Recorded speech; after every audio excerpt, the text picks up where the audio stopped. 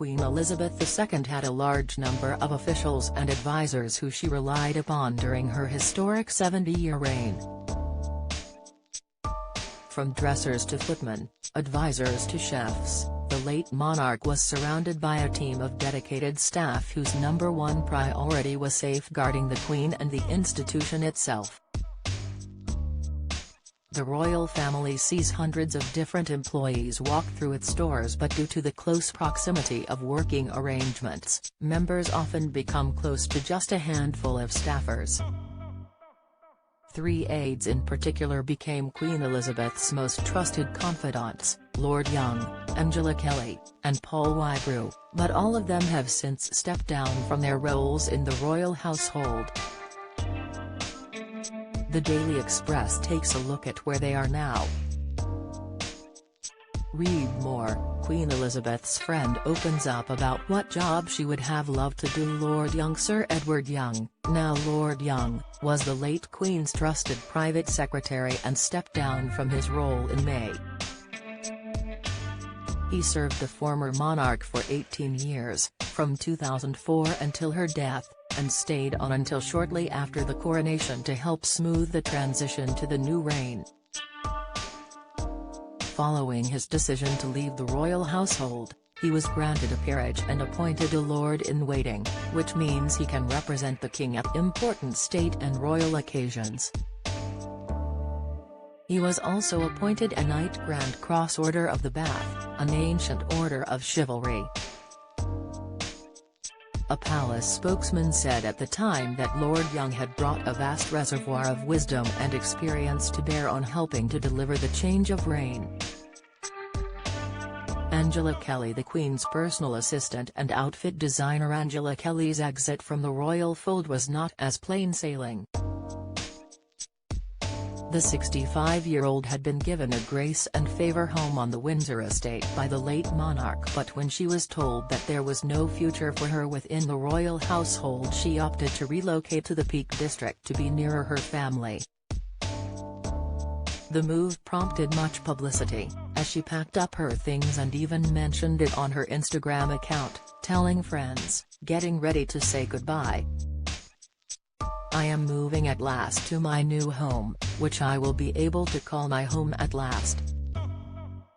The King provided a new home for the Liverpool-born dresser on the proviso that she signs a non-disclosure agreement (NDA), to prevent her from spilling royal secrets and profiting from her time as one of the late Queen's closest confidants.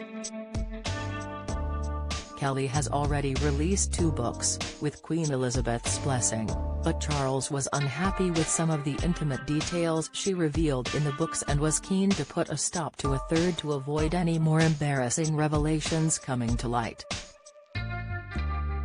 Read more.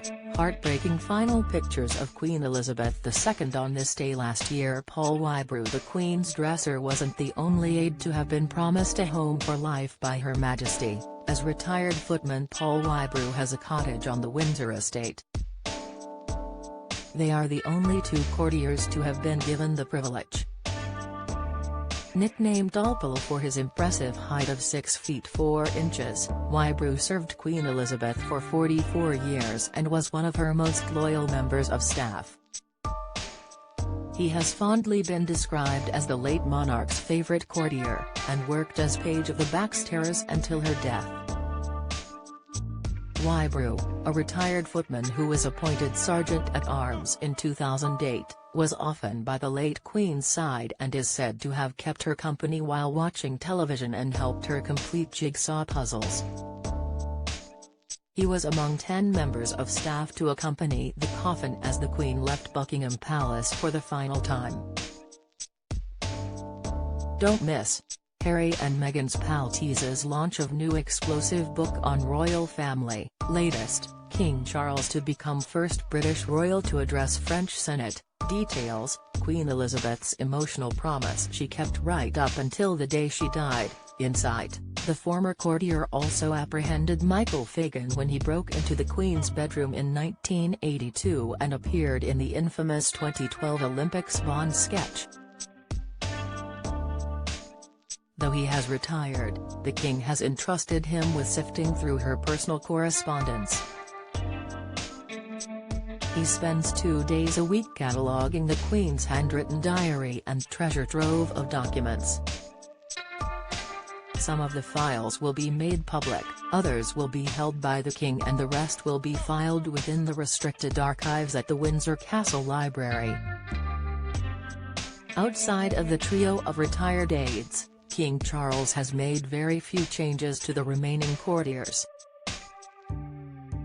The makeup of the Lord Chamberlain Committee, which is effectively the King's senior leadership team and is responsible for organising ceremonial activities and public-facing events, has remained relatively unchanged since the Queen's death, suggesting that the King is keeping many of his mother's top advisers close. Key continuities include Lord Park, the Lord Chamberlain, Sir Michael Stevens, Keeper of the Privy Purse, and Vice Admiral Sir Tony Johnston Burt, Master of the Household.